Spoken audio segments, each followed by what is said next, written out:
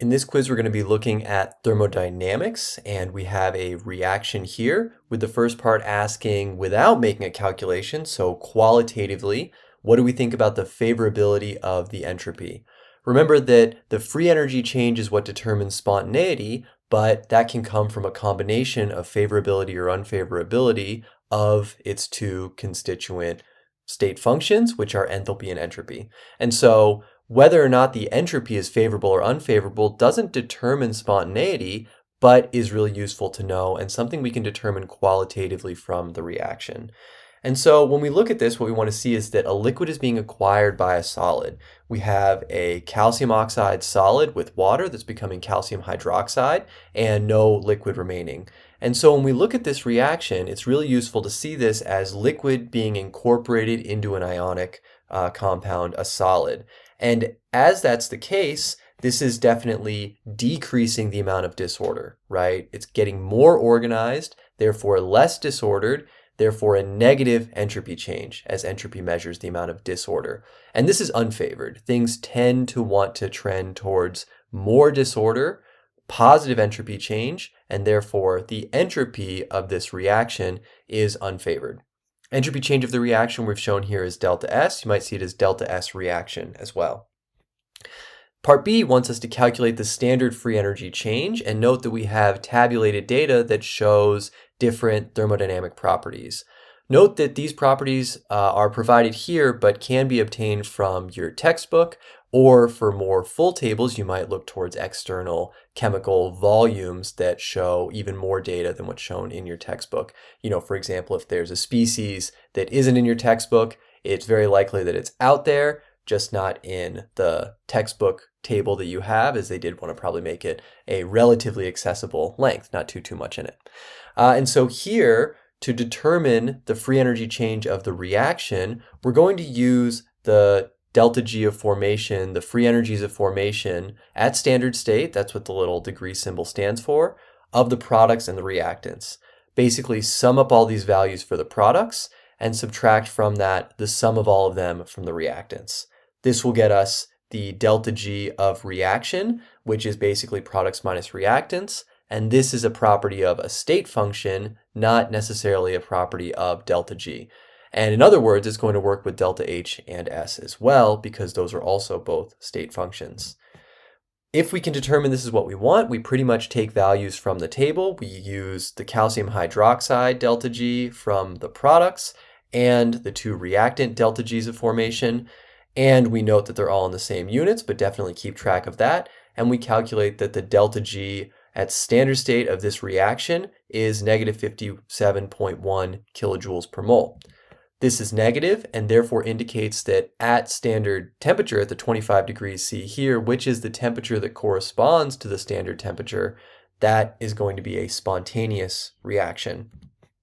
All right, next thing we want to look at is that this is only spontaneous under certain temperature conditions.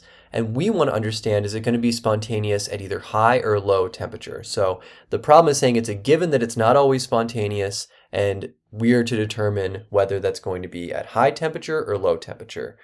And if we want to determine this, it's really important to figure out what is the delta H and what is the delta S. Because with a combination of those two, we can determine both mathematically and conceptually what the spontaneity behavior is going to be like based on the relationship of delta G to delta H and delta S. We'll look at that later. But first, let's just calculate the delta H of the reaction in order to better understand and have numbers to apply what we're talking to. It's a state function. We do this in exactly the same way, and we get the following value for the delta H of the reaction. Delta S, we do this in exactly the same way as well. Note that the tabulated data for entropy is actually just straight up extensive entropy. It's not a delta S of formation or anything like that, because entropy has that defined zero state that we lack in other energetic state functions. But it's all the same calculation. We use values from the table and we obtain the following here, and we obtain an entropy change of negative 24.7 joules per mole Kelvin.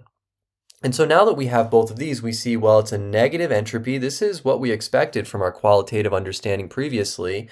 and it's a negative enthalpy.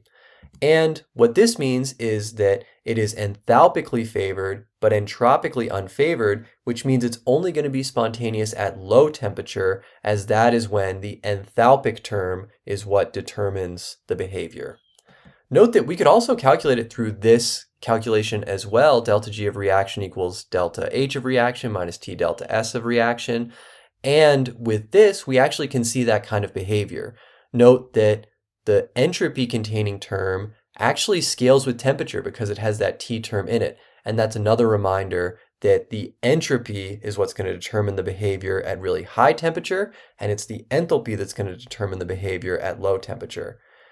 Nevertheless, we can just go ahead and plug in. This is again just to show a different way of solving part B. We happen to have delta G of formation data here, so we can go ahead and just calculate it using delta G as a state function. But if all we had was enthalpy and entropy data, you can use this Gibbs free energy definition to calculate the same as we got in part B as well. Okay, the last question here is going to be to calculate the temperature at which we go from being spontaneous to non-spontaneous. So we determined that it's spontaneous at low temperature, non-spontaneous at high temperature, but we do want to find the exact value of the temperature at which this changes. This is really important because for something like boiling water, it's non-spontaneous at low temperature, but spontaneous at high temperature.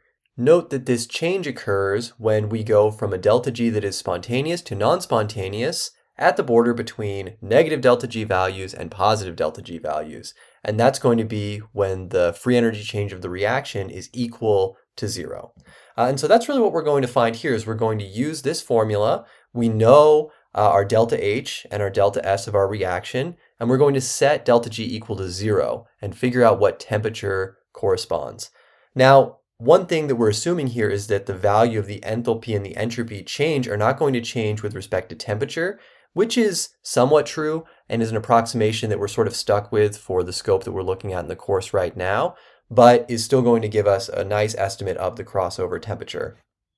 From part C, we have our values. We've converted our delta S of reaction into a kilojoule unit. That way it'll work well with the delta H, but you could have converted the delta H into joules. Either way, you're going to get the same answer, which is 2610 Kelvin, and that is the crossover temperature for this reaction. What this means, we've already determined that it's spontaneous at low temperature, so it's going to be spontaneous only below a temperature of 2610 Kelvin, and above that, it will be non-spontaneous.